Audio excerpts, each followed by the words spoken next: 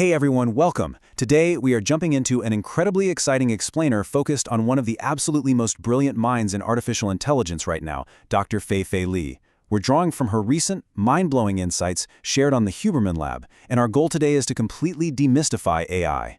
We are going to strip away all those Hollywood sci-fi tropes, look at the actual hard science of how these systems learn, and explore what it all really means for our future. I am so thrilled to guide you through this, so let's get right to it. Okay, let's dive into this. Are we literally building our replacements, or are we just creating the most powerful cognitive tools in human history to augment ourselves? That right there is the core philosophical frame for our entire journey today. It's kind of that nagging anxiety sitting in the back of everyone's mind, isn't it? Well, it's exactly what we need to unpack. Now, to set our baseline, we really need to look at Dr. Li's own perspective. Despite being at the absolute bleeding edge of this technology, she says, fundamentally, I'm an optimist in humanity. We advance for the better. I love that. And I want to assure you, this explainer is going to be a grounded, empowering look at technology. We are absolutely not doing a doom and gloom narrative today. Instead, we're going to look under the hood at the mechanics of what is actually happening.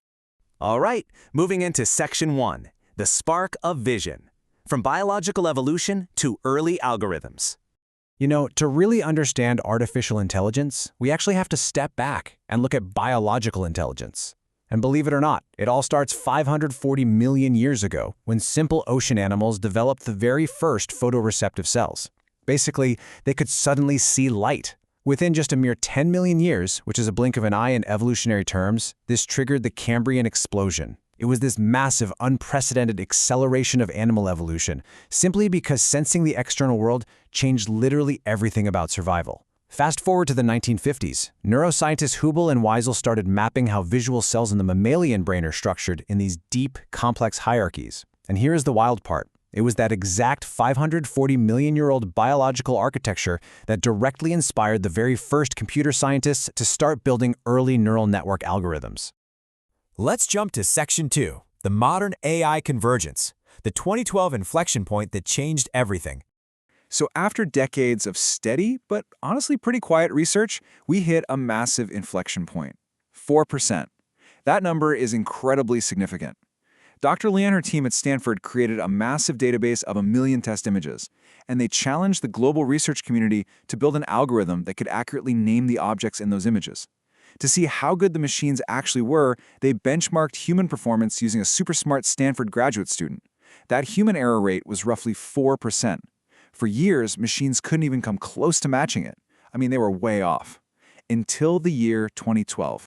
And this brilliantly illustrates the year of the Great Convergence, what you might call the Holy Trinity of AI. 3 things happened. First, neural network algorithms had finally matured to a point of real viability. Second, we suddenly had big data. Specifically Dr. Li's ImageNet project, which ambitiously fed 15 million meticulously labeled images into these models. And third, the monumental rise of GPU computing provided the raw parallel processing speed required to handle it all at once. When these 3 elements organically combined in 2012, the error rate of AI didn't just drop, it absolutely plummeted. The modern AI revolution was officially born. That brings us to Section 3, human brains versus AI, demystifying how machines actually learn. Now that we know how AI arrived, we really need to demystify how it actually functions, because they definitely don't think the way our biological brains think. Let's compare a human child to modern AI. If a child sees a cat, pets it, maybe watches it walk across the room a few times, their brain uses that embodied physical interaction to deeply understand the concept of a cat. Later on, if they just see a fuzzy tail poking out from behind a bookshelf, their contextual intuition instantly tells them, oh, that's a cat. And AI, on the other hand, it learns entirely through statistical probability. It has to ingest millions, actually scratch that, it's millions upon millions of 2D images and videos of cats from the internet. When it successfully identifies that tail behind the bookshelf, it is not using intuition. It's simply firing learned mathematical weights based on massive data exposure. We also tend to project human feelings onto these tools all the time. You might notice a chatbot generating a quick response versus taking its time and assume it's showing urgency or motivation. But let's redefine that vocabulary right now. In AI, motivation is not an emotion, 0 feeling involved. It is purely a mathematical, objective function. It's basically just a parameter telling the machine to prioritize processing speed over processing depth, or vice versa. Moving on to Section 4, the limits of AI. what escapes the machine entirely? This naturally brings us to the boundaries of artificial intelligence. If you're feeling anxious about machines somehow capturing the human soul, understanding these boundaries is going to give you a lot of clarity. Remember, modern AI is trained entirely on the internet. But what is the internet, really? It's simply a massive, digitized library that captures human behavior, our texts, our videos, our photos, our recorded music. It is an incredible data set, for sure, but it is fundamentally limited to what has been physically recorded and uploaded. It has massive, glaring blind spots.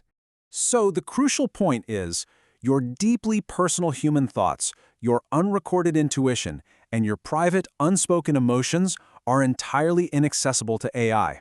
They aren't on the internet, which means they literally do not exist within the machine's dataset. True human intuition remains protected, unique, and entirely yours. Dr. Li gave this beautiful, highly concrete example of this concept. Imagine looking at a simple gray cup. For an AI, it's just a cylinder holding liquid. But for you, that specific shade of gray might suddenly evoke a deeply personal, completely unshared childhood memory of a quiet morning with your best friend. No algorithm could ever scrape that from the web. No machine can predict or recreate that specific emotional state simply because it was never digitized in the first place. Section 5. The future of collaboration.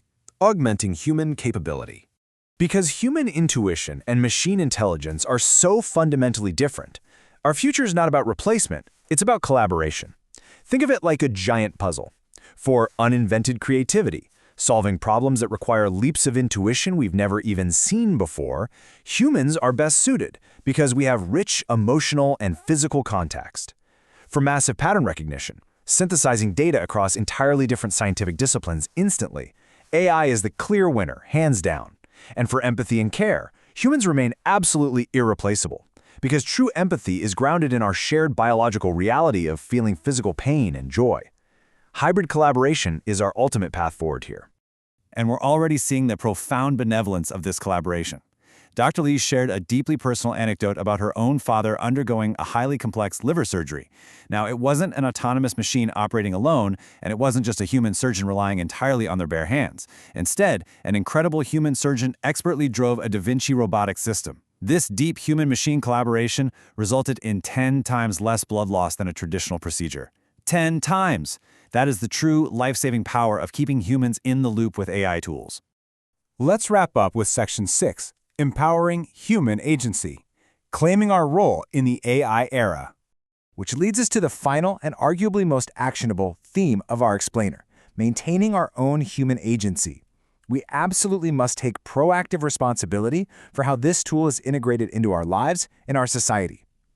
Dr. Li expressed a pretty profound frustration that the tech industry has completely overlooked the very people tasked with guiding the next generation. As she stated, teachers and parents are the most forgotten population in Silicon Valley's AI boom. We're building these massive models, yeah, but we aren't supporting the educators who actually have to navigate this monumental shift with students on the ground. But she actually practices what she preaches. When ChatGPT first launched in late 2022, Dr. Li didn't just sit back and marvel at the tech. She immediately emailed her child's elementary school principal. She volunteered to guest lecture and directly help educate the teachers. She understands that simply denying students the tool out of fear is just as harmful as letting a tool strip away a student's intrinsic motivation to learn. The answer is proactive education, not fearful avoidance. Now, what's really interesting about this slide is it gives you a concrete roadmap for maintaining your agency right now. First, learn how AI actually functions. You definitely don't need to know how to code, but you do need to understand the basics we covered today. Second, use AI actively to empower your own learning and communication. Make it your personalized tutor. Third, absolutely refuse to let the convenience of these tools replace your own underlying motivation and effort. Stay in the driver's seat. And finally, demand and participate in proactive public discussions about the social rules, the ethics, and the boundaries of this technology. At the end of the day, AI is not some mystical entity coming to replace the human soul. It's a mathematical tool. It was born from our own understanding of biology and trained entirely on our own collective knowledge. The agency remains exactly where it has always been, with us. So, leaving you with this provocative thought to carry forward into your week, how will you choose to collaborate with AI to augment your own human agency today? Thank you so much for joining me for this explainer. Stay curious, and I'll catch you in the next one.